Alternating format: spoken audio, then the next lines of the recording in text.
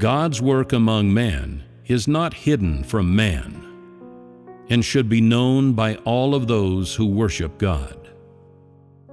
Since God has carried out the 3 stages of the work of salvation among man, man should know the expression of what he has and is during these 3 stages of work. This is what must be done by man. What God hides from man is that which man is incapable of achieving, and that which man should not know, whereas that which God shows to man is that which man should know, and that which man should possess. Each of the 3 stages of work is carried out upon the foundation of the previous stage. It is not carried out independently, separate from the work of salvation. Though there are great differences in the age and type of work that is carried out, at its core is still the salvation of mankind. And each stage of the work of salvation is deeper than the last.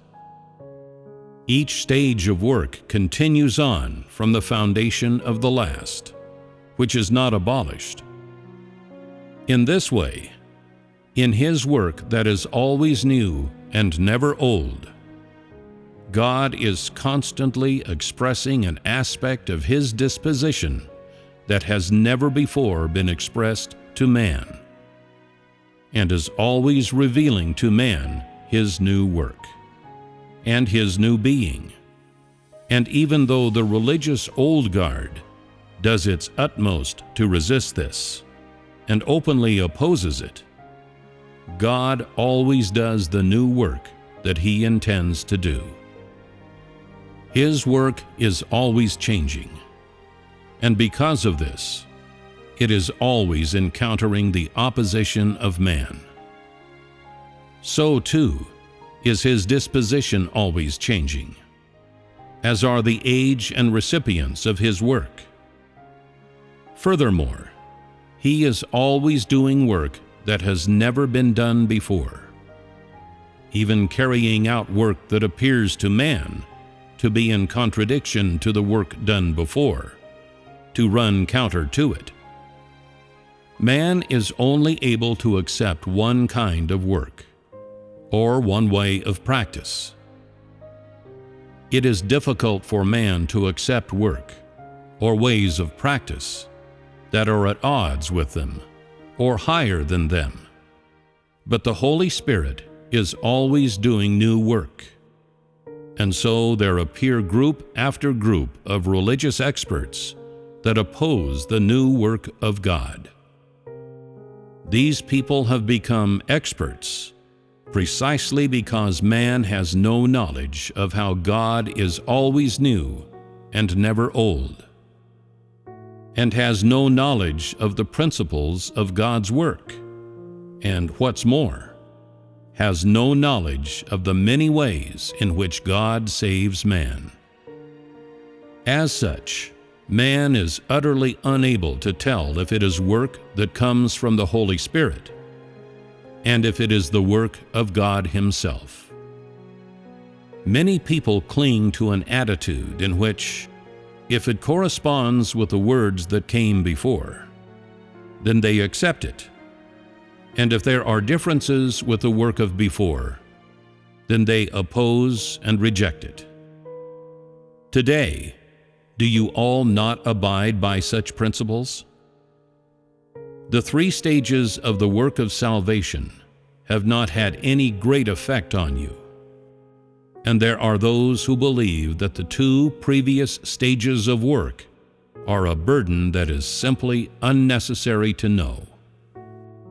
They think that these stages should not be declared to the masses and should be retracted as soon as possible, so that people do not feel overwhelmed by the previous 2 stages of the 3 stages of work. Most believe that making the 2 previous stages of work known is a step too far, and is of no help to knowing God. that is what you think. Today, you all believe that it is right to act in this way. But the day will come when you realize the importance of my work. Know that I do not do any work that is of no significance. Since I am declaring the 3 stages of work to you, so they must be of benefit to you. Since these 3 stages of work are at the heart of God's entire management, so they must become the focus of everyone throughout the universe. One day, you will all realize the importance of this work. Know that you oppose God's work, or use your own conceptions to measure the work of today, because you do not know the principles of God's work, and because you do not take the work of the Holy Spirit seriously enough. Your opposition to God and obstruction of the work of the Holy Spirit is caused by your conceptions and inherent arrogance. It is not because God's work is wrong, but because you are naturally too disobedient. After finding their belief in God, some people can't even say with certainty where man came from. Yet they dare to make public speeches appraising the rights and wrongs of the Holy Spirit's work. And they even lecture the apostles who have the Holy Spirit's new work, passing comment and speaking out of turn. Their humanity is too low, and there is not the slightest sense in them. Will the day not come when such people are rejected by the work of the Holy Spirit and burned by the fires of hell? They do not know the work of God, but instead criticize His work and also try to instruct God how to work. How can such unreasonable people know God? Man comes to know God during the process of seeking and experiencing Him. It is not through criticizing Him at whim that he comes to know God through the enlightenment of the Holy Spirit. The more accurate people's knowledge of God, the less they oppose Him. In contrast, the less people know of God, the more likely they are to oppose Him. Your conceptions, your old nature, and your humanity, character, and moral outlook are the capital with which you resist God. And the more corrupt, degraded, and low you are, the more you are the enemy of God. Those who are possessed of grievous conceptions and have a self-righteous disposition are even more in enmity of God incarnate, and such people are the antichrists. If your conceptions are not rectified, then they will always be against God. You will never be compatible with God and will always be apart from Him.